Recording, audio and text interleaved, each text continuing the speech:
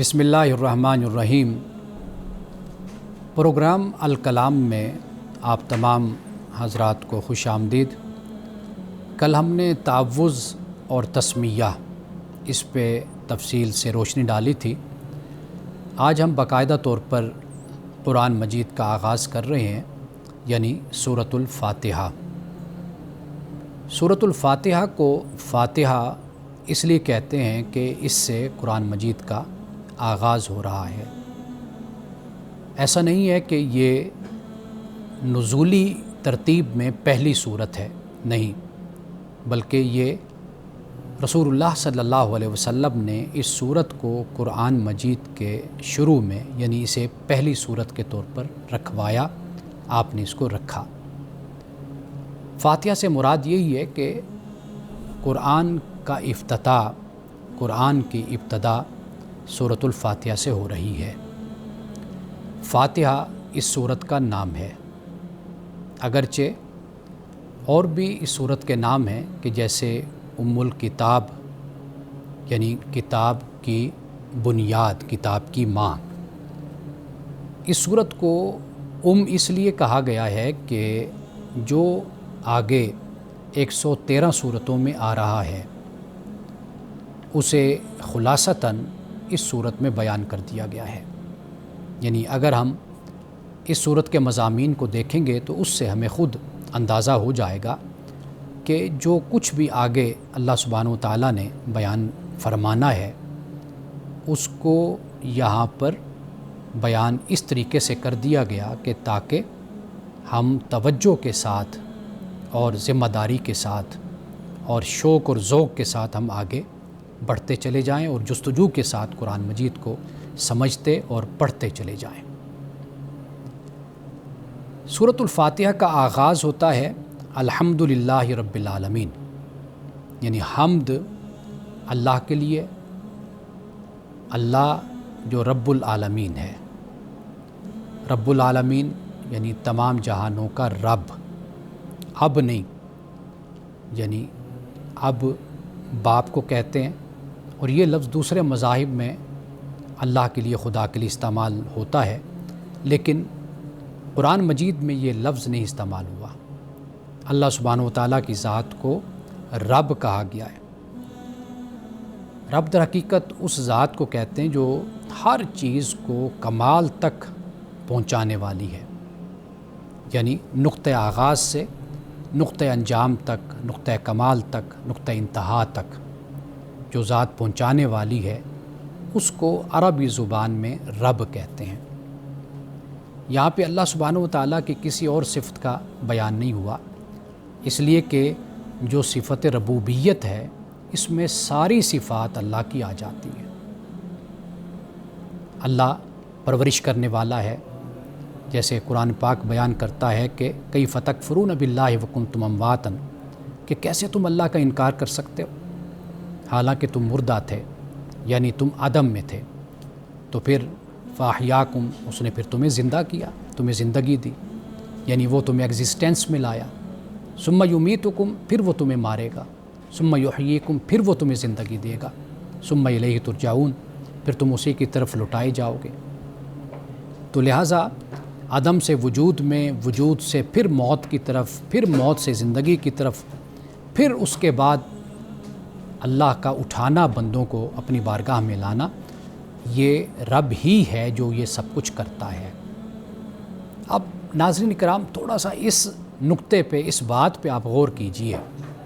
آپ دیکھیے کہ ایک بچہ پیدا ہوتا ہے، یعنی انسان کے ہاں کسی بچے کی ولادت ہوتی ہے، اللہ سبحانہ و تعالیٰ پہلے ہی اس بچے کے رزق کا اہتمام کر دیتا ہے، اور وہ رزق کیا ہے؟ وہ ماں کے دودھ کی صورت میں اللہ اس کا انتظام کرتا ہے۔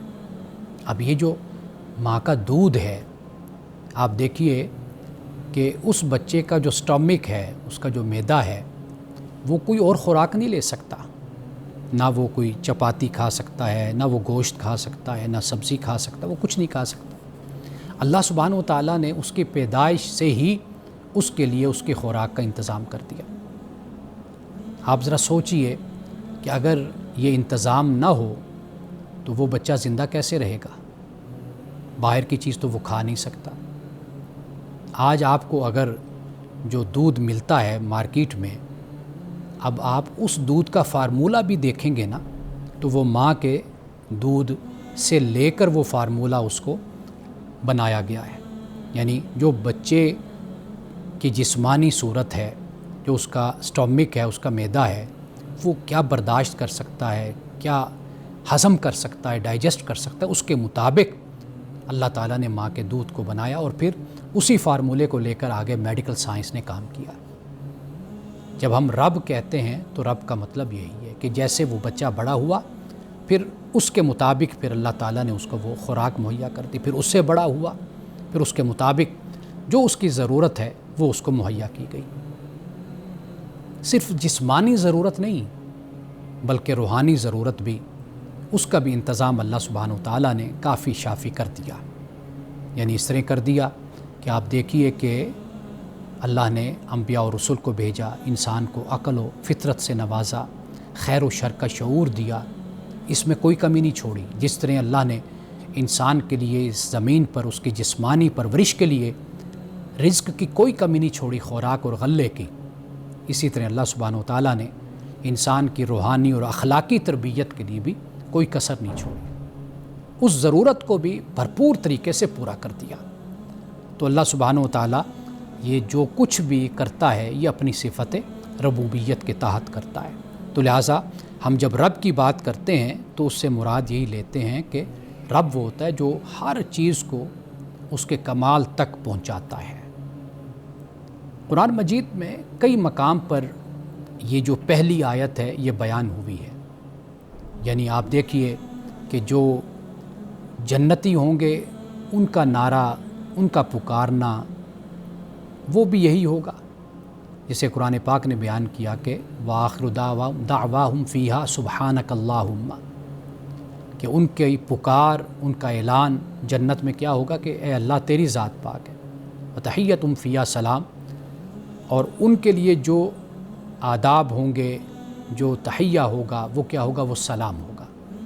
اور آخری بات جو جنتیوں کی زبان پر ہوگی وہ ہوگی الحمدللہ رب العالمین، اے اللہ تیرا بہت شکر ہے، بہت شکر ہے کہ تو ہی اے اللہ تمام جہانوں کا رب ہے۔ تو اسی طریقے سے اللہ کے فرشتے کہ جب قیامت کا دن ہوگا تو اللہ کے فرشتے اللہ کے عرش کو گھیرے ہوئے ہوں گے، تو وہ بھی وہاں پر اللہ کی تسبیح بھی کر رہے ہوں گے، اور ساتھ یہ بھی کہہ رہے ہوں گے کہ الحمدللہ رب العالمین، الحمدللہ رب العالمین۔ قرآن مجید میں ایک مقام نہیں کئی مقام پر جنتیوں کی آواز یہی ہوگی، ملائکہ یہی کہہ رہے ہوں گے، اللہ کی مخلوقات یہی بول رہی ہوں گی کہ اللہ تیرا شکر ہے کہ تو نے ہمیں دنیا میں بھیجا، اور اس کے بعد تو نے جنت ہمارے لیے تو نے جائز کر دی، ہمارے لیے جنت کے دروازوں کو کھول دیا۔ ناظرین کرام، یہاں پہ ایک لفظ عالمین بھی ہے۔ میں چاہتا ہوں کہ ان الفاظ کو میں کھولوں تاکہ آپ دیکھیے کہ قرآن مجید کی خوبصورتی، قرآن کا حسن و جمال کیا ہے۔ ایک ایک لفظ ایسے ہے کہ جیسے موتی پروئے ہوتے ہیں۔ عالمین، عالم، جہان کو ہم کہتے ہیں، عام طور پر اس کا ترجمہ ہم یہی کرتے ہیں، لیکن ایک ہوتا ہے عالم، عالم کا مطلب ہوتا ہے جاننے والا، اور عالم یعنی لام پہ فتح زبر کے ساتھ، تو اس کا مطلب ہوتا ہے کہ ہم جس کے ذریعے کسی کو جانتے ہیں اس کو عالم کہتے ہیں، یعنی ایک شناخت آپ کہہ لیجئے، ایک علامت کہہ لیجئے۔ علم بھی اسی سے بنا ہے جسے ہم جھنڈا کہتے ہیں۔ اب آپ کے سامنے اگر کچھ لوگ گزریں، آپ ان کو نہیں پہچان سکتے کہ یہ کس ملک سے ہیں، لیکن اگر ان کے ہاتھ میں جھنڈا ہوگا یا ان کے یہاں پر جھنڈا لگا ہوگا، آپ کو پتہ چل جائے گا کہ ہاں یہ فلاں ملک سے ان کا تعلق ہے۔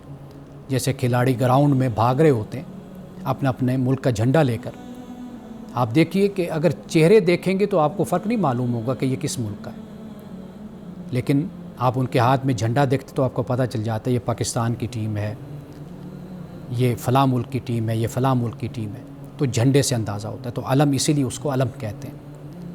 اب یہاں پر سوال یہ پیدا ہوتا ہے کہ اللہ سبحانہ و تعالیٰ نے یہ جو جہان ہے اور یہ جو دنیا ہے، جب اللہ تعالیٰ نے یہ کہا کہ یہ اقوام، یہ لوگ، یہ جہان، یہ سب جو ہے یہ رب ان کا ہے، اللہ ان کا رب ہے، تو یہ جو فرمایا یہ در حقیقت اس بات کی طرف اشارہ ہے کہ انسان ذرا غور و فکر تو کر، تدبر تفکر تو کر اس کائنات میں، تو دیکھ تو صحیح کہ یہ جو کائنات ہے یہ تجھے لے کر کس طرف جاتی ہے۔ یہ در حقیقت علامت ہے، یہ ایک نشان ہے کہ جب تو اس جہان کو دیکھے گا تو تجھے خدا کی یاد آئے گی، تو خدا کی طرف آئے گا، تو یہ خدا کی در حقیقت علامت ہے، خدا کا نشان ہے۔ یہ کائنات، یہ دنیا، یہ جہان تجھے خدا کی طرف ہی لے کر جاتے ہیں۔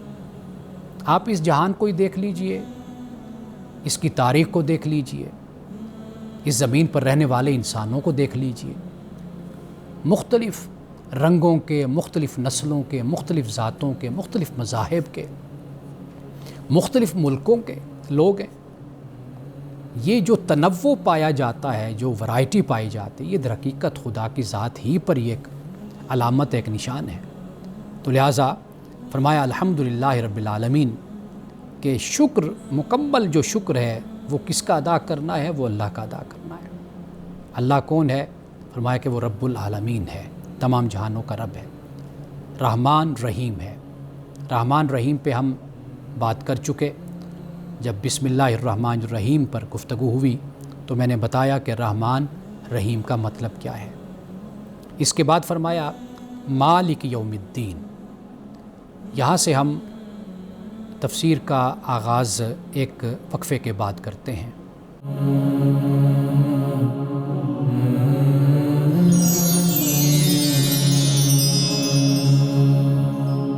مالک یوم الدین، اس سے پہلے ہم نے آیت نمبر 1 اور 2 پہ بات کی ہے۔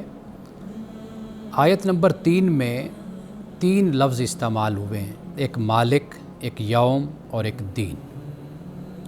مالک جسے پورا تصرف حاصل ہوتا ہے نا، پورا اختیار حاصل ہوتا ہے، وہ مالک کہلاتا ہے۔ اللہ سبحانہ و تعالیٰ کی ذات مالک ہے، یعنی رب ہے، وہ رحمان ہے، رحیم ہے اور مالک ہے وہ۔ یوم الدین، یوم اگرچہ ہم ذہنوں میں ہمارے یہی خیال ہوتا ہے کہ یوم سے مراد ایک دن جو 24 گھنٹے کا ہوتا ہے، تو ایسا نہیں ہے۔ یوم سے مراد مدت ہے، زمانہ ہے، وہ لمبا بھی ہو سکتا ہے، طویل بھی ہو سکتا ہے، وہ کم بھی ہو سکتا ہے۔ اب دیکھیے قرآن پاک میں کیا فرمایا گیا اس حوالے سے۔ فرمایا کل یوم ہوا فی شان، کہ ہر لمحہ، اب یوم کا یہاں پر معنی ہم دن نہیں کہیں گے کہ ہر دن اللہ کی ایک نئی شان ہوتی ہے، نہیں، بلکہ یہاں پر ہر لمحہ کل یوم ہوا فی شان، وہ ایک نئی شان میں ہوتا ہے۔ اسی طرح قیامت کے دن کے بارے میں کہا گیا کہ 50,000 سنہ، کہ یہ فی یوم کان مقدارہ 50,000 سنہ، کہ 50,000 سال کا دن قیامت کا۔ اور اسی طریقے سے اللہ پاک یہ فرماتا ہے کہ وَإِنَّ يَوْمًا عِندَ رَبِّكَ كَأَلْفِ سَنَةٍ مِّمَّا تَعُدُّونَ، کہ انسان جو دن اپنے گنتے ہیں نا، وہ اللہ کے ہاں ایک دن جو اللہ کا ہے وہ 1000 سال کے برابر بنتے ہیں، یعنی انسان کے جو 1000 سال ہیں وہ اللہ کا ایک دن ہے۔ تو گویا کہ یوم یہ کم سے کم مدت، کم سے کم وقت بھی اس میں شمار ہوتا ہے، اور زیادہ سے زیادہ بھی اس میں شمار ہوتا ہے۔ جب قرآن پاک 6 ایام کی بات کرتا ہے، 6 دن، تو ہمارے ہاں چونکہ دن 24 گھنٹے کا خیال کیا جاتا ہے، تو یہی سوچا جاتا ہے کہ شاید اس سے مراد یہ کہ 6 دن میں اللہ تعالیٰ نے یہ آسمانوں کو بنایا یا زمین کو بنایا، تو ایسا نہیں ہے۔ تو یہاں پر ایک زمانہ یہ طویل بھی ہو سکتا ہے اور یہ زمانہ کم بھی ہو سکتا ہے۔ اب تیسرا جو لفظ ہے وہ دین ہے۔ قرآن مجید میں یہ لفظ 4 معنوں میں استعمال ہوا ہے، یعنی ایک دین تو مذہب ہم استعمال بھی کرتے رہتے ہیں، لکم دینکم ولی دین۔ ایک اس کا مطلب اطاعت و فرما برداری بھی ہوتا ہے، ایک اس کا مطلب ملک کا قانون بھی ہوتا ہے۔ سورۃ یوسف میں بادشاہ کا جو قانون ہے اس کو دین کہا گیا، اور اسی طریقے سے جو یہاں پر مطلب ہے وہ جزا ہے، بدلہ ہے۔ تو اللہ پاک مالک ہے جزا کے دن کا، یعنی اللہ کا اس دن مکمل جو اختیار ہے، تصرف ہے، اس کا اظہار قیامت کے دن ہوگا۔ یہاں پر تو انسان کو آزادی ہوتی ہے، اختیار ہوتا ہے کہ وہ جس طرح چاہے اپنی زندگی گزارے، اللہ کی طرف سے انسان کو یہ چھوٹ ملی ہوتی ہے۔ لیکن قیامت کے دن جو ہوگا وہ مکمل طور پر خدا کے تصرف میں اور خدا کے اختیار میں وہ دن ہوگا۔ اب اس کے بعد یہ فرمایا ایاک نعبد و ایاک نستعین، تیری ہی ہم عبادت کرتے ہیں اور تجھ سے ہی ہم مدد مانگتے ہیں۔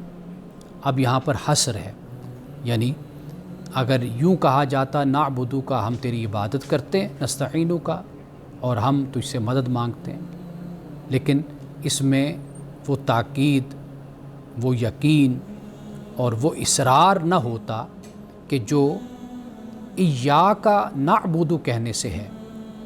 اب اس کا جب ہم ترجمہ کریں گے تو ترجمہ یوں ہوگا، تیری ہی ہم عبادت کرتے ہیں اور تجھ سے ہی ہم مدد مانگتے ہیں، یعنی نہ کسی کو کچھ دیتے ہیں نہ کسی سے کچھ لیتے ہیں۔ اس کا تصور ہی ختم ہو گیا، یعنی دینے سے مراد یعنی عبادت اور لینے سے مراد مدد، کسی سے بھی مدد نہیں ہم مانگتے۔ اللہ سبحانہ و تعالیٰ ہی ہماری مدد کرنے والا ہے اور ہم اسی کی ہی عبادت کرتے ہیں۔ اب جب عبادت کی بات ہوتی ہے تو قرآن مجید نے اس کو اس طرح بیان کر دیا کہ اللہ پاک فرماتا ہے کہ میں نے جن و انس کو اپنی عبادت کے لیے پیدا کیا ہے۔ اب یہ جو عبادت کا لفظ ہے، تھوڑی سی میں اس کی بھی وضاحت کر دوں کہ اصل معنی تو عبادت کا ہوتا ہے کہ عاجزی، فروتنی، یہ یعنی خضوع جس کو ہم کہتے ہیں، لیکن پھر یہ اللہ کے لیے قرآن پاک بیان کرتا ہے کہ یہ اللہ کے لیے خاص ہے، اور پھر اسی سے پھر فرما برداری، یعنی عبادت جسے آپ پرستش کہتے ہیں، تو وہ پھر اسی سے اسی کا معنی لیا گیا۔ لیکن عبادت ایک خاص مفہوم میں جب ہم اس کو پرستش کہتے ہیں تو وہ ایک خاص اس کا جز ہے۔ یہ ہم نماز پڑھتے ہیں، ہم روزہ رکھتے ہیں، ہم زکوٰۃ دیتے ہیں، ہم حج کرتے ہیں، لیکن عبادت یہ کہ ہم کلی طور پر اللہ کی عبودیت میں ہیں، ہم اس کے سامنے جھکے ہوئے ہیں، ہم عاجزی کا اظہار کرتے ہیں، فروتنی کا اظہار کرتے ہیں۔ تو ہماری مکمل زندگی خدا کے گرد گھومتی ہے، جس کے لیے میں ایک لفظ استعمال کیا کرتا ہوں کہ گاڈ اورینٹڈ زندگی، لائف، خدا رخی زندگی۔ وہ خدا رخی زندگی یہی ہے کہ آپ اللہ کی عبادت میں اور آپ اپنے آپ کو اللہ کا بندہ خیال کرتے ہیں کہ میں اللہ کا بندہ ہوں، میں اس کی عبودیت میں ہوں۔ تو لہٰذا ایسا نہیں ہے کہ آپ نے نماز پڑھ لی تو اس کے بعد اس کی عبودیت سے نکل گئے، روزے رکھ لیے تو اس کی عبودیت سے نکل گئے، نہیں، ہماری زندگی کا ہر لمحہ وہ خدا کی عبودیت میں ہے، خدا کی بندگی میں ہے۔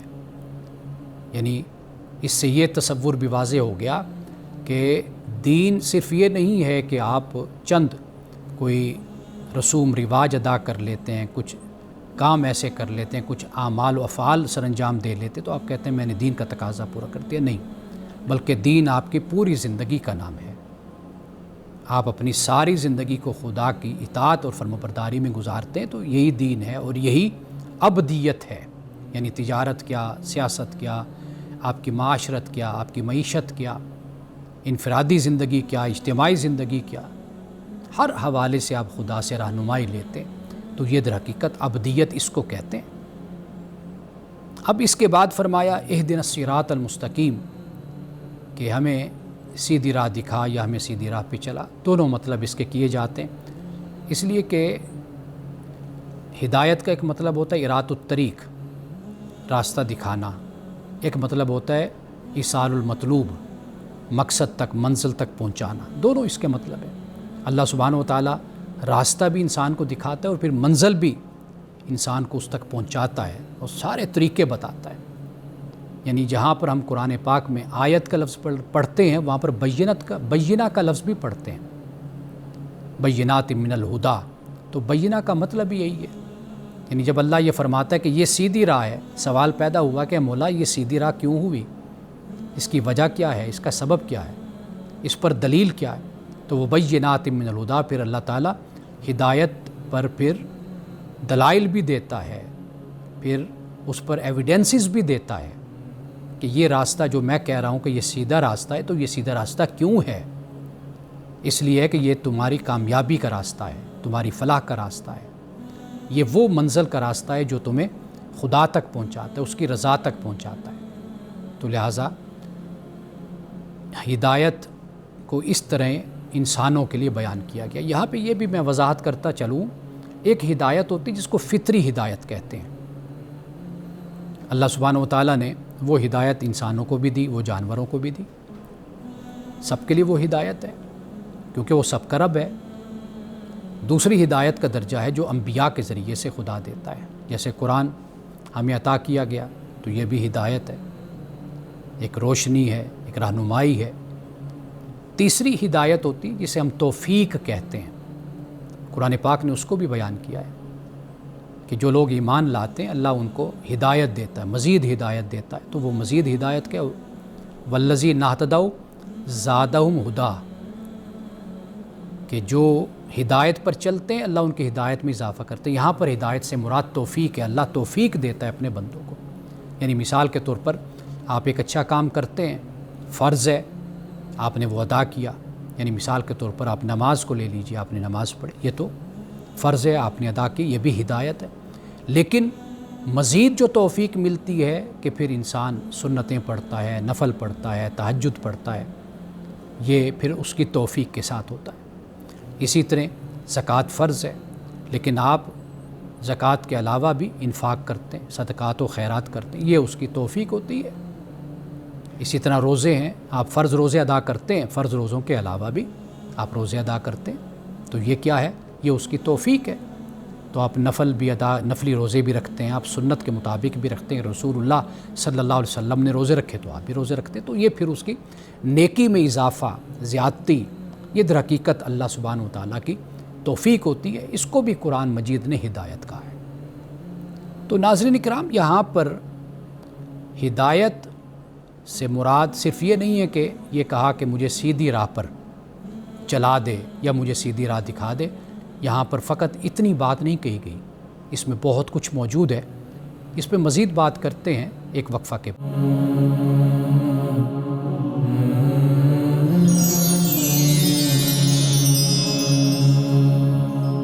وقفے کے بعد ایک مرتبہ پھر آپ کی خدمت میں حاضر ہوں۔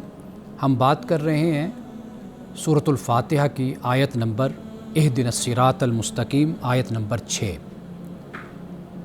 میں نے یہ عرض کیا کہ فقط ایک ترجمہ کر دینا یہ کافی نہیں ہے کہ ہمیں سیدھی راہ دکھا یا ہمیں سیدھی راہ پہ چلا، بلکہ جب ہم یہ کہتے ہیں اہدنا الصراط المستقیم تو پھر اس سے یہ بھی مراد ہے کہ راستے کی جو صحت ہے، اس کا صحیح ہونا ہے، اس پر ہمارے دل کو مطمئن کر دے، اس پہ چلنے کا ذوق ہمارے اندر پیدا کر دے، اس کی جو مشکلیں ہیں وہ ہمارے لیے آسان کر دے۔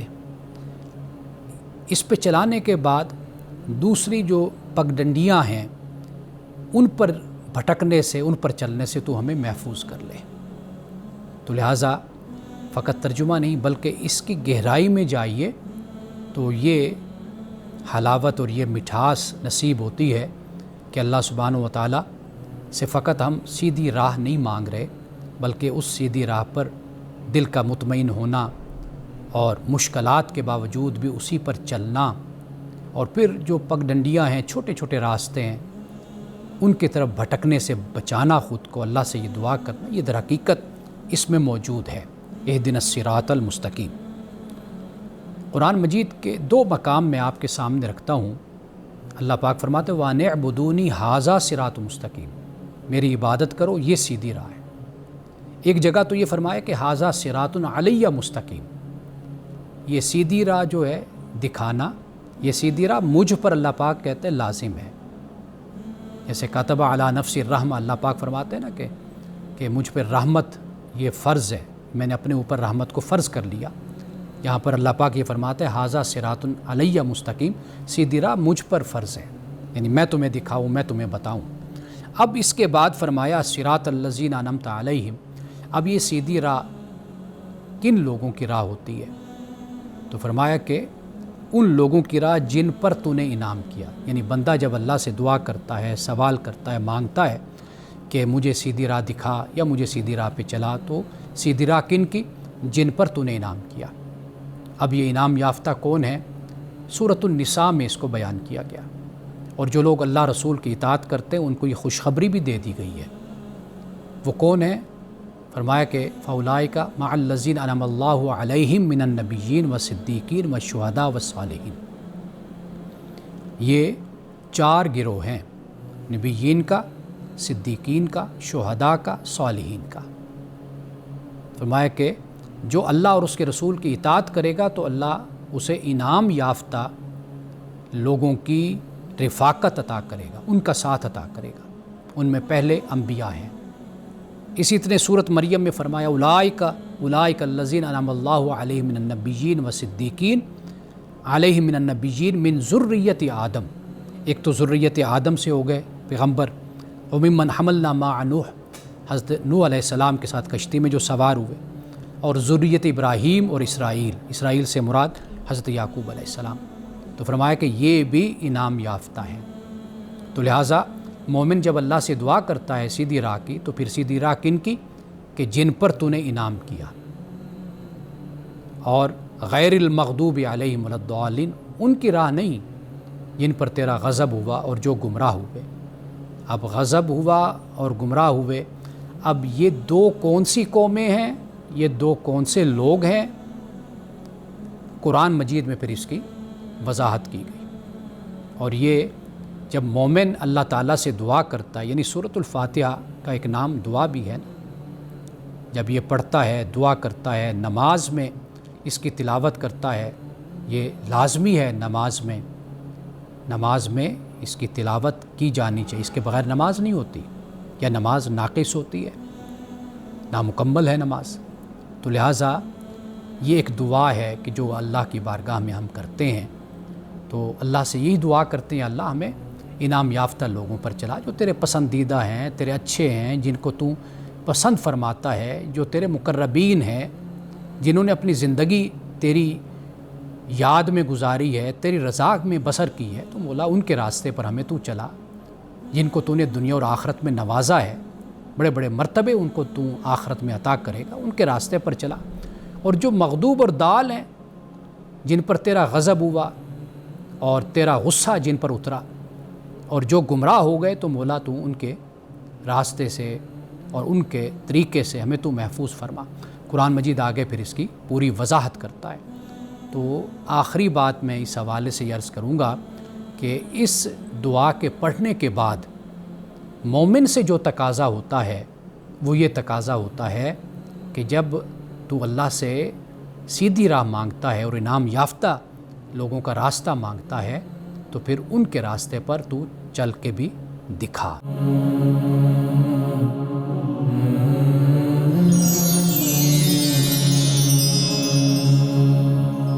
اس آخری وقفے میں آپ ناظرین کے کچھ سوالات میرے پاس ہیں، میں ان کے جوابات پیش کرتا ہوں۔ ایک سوال ہے کہ یہ بہت کامن سوال بھی ہے، اور میں نے پہلے بھی کسی پروگرام میں یہ بتایا تھا کہ مجھے لوگ میسنجر پر بھی سوال بھیجتے ہیں، تو میں نے یہ گزارش کی تھی کہ مجھے ذاتی طور پر سوال بھیجنے کے بجائے، کیونکہ میں بھول جاتا ہوں اور میں کئی دن اپنے جو یہ میرے اکاؤنٹ ہیں میں ان کو نہیں دیکھ پاتا، تو لہٰذا جو ٹی وی اسکرین پر نمبر آ رہا ہے یا موجود ہے، آپ اس کو فالو کریں اور اس پر آپ اپنا میسیج، اپنا سوال بھیجا کریں۔ یہ سوال اسی طرح کا ہے جو مجھے میسنجر پر ملا، کہ ایک صاحب نے یہ سوال کیا کہ کچھ لوگوں کو بیماری ہوتی ہے کہ وہ وضو کرتے ہیں، یعنی پیشاب کرتے ہیں، اس کے بعد وضو بھی کر لیتے ہیں، لیکن ان کے جو قطرے ہیں پیشاب کے وہ نکلتے رہتے ہیں، تو وہ کیا کریں؟ یعنی وہ نماز بھی پڑھتے ہیں، قرآن بھی پڑھتے ہیں، تو ان میں ایک احساس یہ رہتا ہے کہ ہم تو بے وضو ہیں، تو وہ پھر بیچارے بار بار وضو کرتے رہتے ہیں۔ تو اس کے لیے حل اس کا یہ ہے کہ جیسے اگر کوئی شخص مریض ہوتا ہے، بیمار ہوتا ہے، تو واضح بات ہے کہ اس سے وہ حکم اٹھ جاتا ہے، وہ اس کا مکلف نہیں رہتا، کیونکہ وہ بیمار ہے، مریض ہے۔ جیسے آپ کھڑے ہو کر نماز نہیں پڑھ سکتے تو بیٹھ کر پڑھ لیں گے، کیونکہ اب آپ کھڑے ہو کر نماز پڑھنے کے مکلف نہیں ہیں۔ تو اسی طریقے سے اگر کوئی شخص اس بیماری میں مبتلا ہے، اس کو ہم عربی میں سلسل بول کہتے ہیں، یعنی فقہ کی کتابوں میں یہی لفظ استعمال ہوتا ہے، تو اس کا حل یہ ہوتا ہے کہ آپ ایک دفعہ تسلی سے فارغ ہو کر آپ وضو نماز کے لیے کرتے ہیں، یعنی فرض نماز پڑھنے کے لیے۔ اب وضو کر لیا آپ نے، اب اس کے بعد اگر یہ آپ کے ساتھ مسئلہ رہتا ہے تو آپ اسی وضو میں نماز پڑھ لیجیے جو آپ نے کیا ہے۔ بے شک قطرے گر رہے ہیں، آپ نماز فرض ادا کر لیجئے، اور پھر اس کے بعد اگلی فرض نماز تک جو عبادت آپ کرنا چاہتے ہیں وہ آپ اسی وضو کے ساتھ کر سکتے ہیں۔ اب جب اگلی فرض نماز آئے گی تو آپ اس کے لیے دوبارہ وضو کر لیں، اور اپنا جو کپڑا ہے وہ جس طرح دھوتے ہیں مناسب طریقے سے وہ آپ صاف کر لیجئے، پاک کر لیجئے۔ اس کے بعد پھر آپ وضو کر کے آپ فرض نماز ادا کریں گے۔ اب اس فرض نماز کے بعد سے لے کر اگلی فرض نماز تک جو عبادت آپ نفلی کرنا چاہتے ہیں وہ آپ کر لیں۔ اب اگلی نماز کے لیے پھر آپ ایک نیا وضو کر لیں۔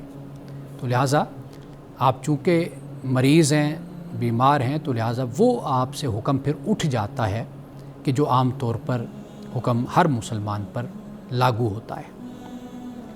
اب اتفاق کی بات ہے کہ یہ جو دوسرا سوال ہے اس کا تعلق نماز کے ساتھ ہے۔ ابھی ہم نے وضو کی بات کی، سوال ہے جماعت کے بارے میں کہ نماز میں جماعت کو کتنی اہمیت حاصل ہے، اپنے معاملات میں جماعت کو کتنی ترجیح دینی چاہیے، ایک انسان کیسے فیصلہ کرے کہ میرے لیے کام زیادہ اہم ہے یہ جماعت کے ساتھ نماز ادا کرنا۔ تو اس حوالے سے دین کا جو تقاضا ہے وہ آپ یاد رکھیے، وہ یہ ہے کہ انفرادی نماز سے باجماعت نماز ہر حال میں فضیلت رکھتی ہے، یعنی رسول اللہ صلی اللہ علیہ وسلم کے حدیث کے مطابق 70 گنا اس کی فضیلت ہے۔ ایک یہ بات ہو گئی۔ دوسری بات یہ ہے کہ آپ انفرادی طور پہ نماز پڑھیں گے تو آپ اکیلے ہوں گے، جب جماعت میں ہوں گے تو جماعت کی اپنی برکت ہے، ایک معاشرتی حکمت بھی ہے کہ آپ وہاں پر نماز پڑھتے ہیں، لوگوں سے سلام دعا ہوتی ہے، ایک دوسرے کا حال احوال آپ پوچھ لیتے ہیں، یہ بھی ایک پہلو ہے۔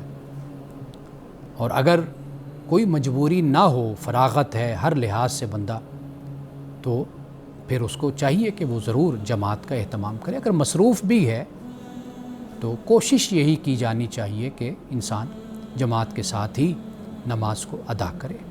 بہرحال اگر ایسی کوئی مصروفیت، کوئی ذمہ داری ہے تو پھر کم از کم جو فرض ہیں وہ تو ضرور اپنے آفس میں، اپنے گھر میں، یا جہاں پر بھی وہ موجود ہے اپنی ذمہ داری ادا کر رہا ہے تو فرض نماز تو وہ ضرور ادا کرے۔ اللہ سبحانہ و تعالیٰ اس کو جماعت ہی کا ثواب اور اجر عطا کرے گا اگر وہ اس نیت کے ساتھ پڑھتا ہے کہ یا اللہ میں اگر سہولت میں ہوتا یا مجھے یہ ضرورت پیش نہ ہوتی یا ذمہ داری نہ ہوتی تو میں ضرور جماعت کے ساتھ پڑھتا، تو اسی نیت کے ساتھ اللہ تعالیٰ اس کو جماعت کا ثواب عطا کرے گا۔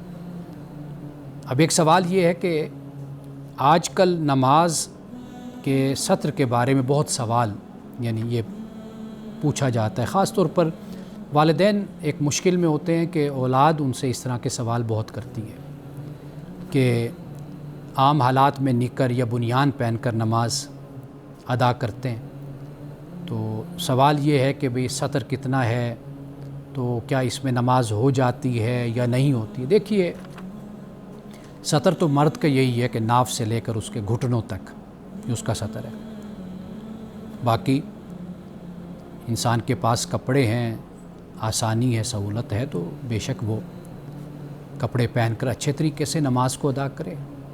لیکن بہرحال نماز پڑھنا یہ ضروری ہے، نماز چھوڑنے سے کہیں زیادہ بہتر اور لازم ہے کہ انسان نماز پڑھے۔ یعنی اگر بعض اوقات ہم نے نوجوانوں کو دیکھا ہے کہ وہ اپنا ٹراؤزر میں نماز ادا کرتے یا مسجد میں آتے ہیں تو بعض لوگ ان کو ڈانٹتے ہیں روکتے ہیں، تو جبکہ نہ ڈانٹنے کی ضرورت ہے نہ روکنے کی ضرورت ہے۔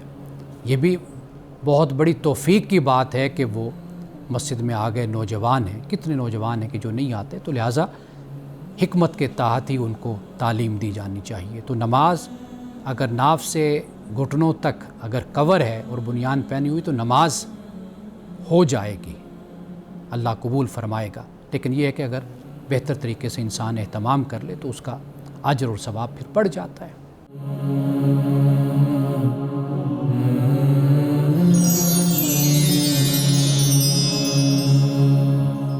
آج حکمت کی بات یہ ہے کہ محبت انسان کو چھوٹے پن سے نکال کر کائنات کی وسعت عطا کر دیتی ہے۔ آپ محبت کیجئے اللہ سے، اللہ کے رسول سے، اللہ کی مخلوق سے، تو یہ جو محبت ہے یہ انسان کو تنگ دائرے سے نکالتی ہے، چھوٹے پن سے نکالتی ہے، انسان کو وسعت اور انسان کو عظمت عطا کرتی ہے۔ اجازت دیجیے، انشاءاللہ کل آپ سے دوبارہ ملاقات ہوگی سورۃ البقرہ کے درس کے ساتھ۔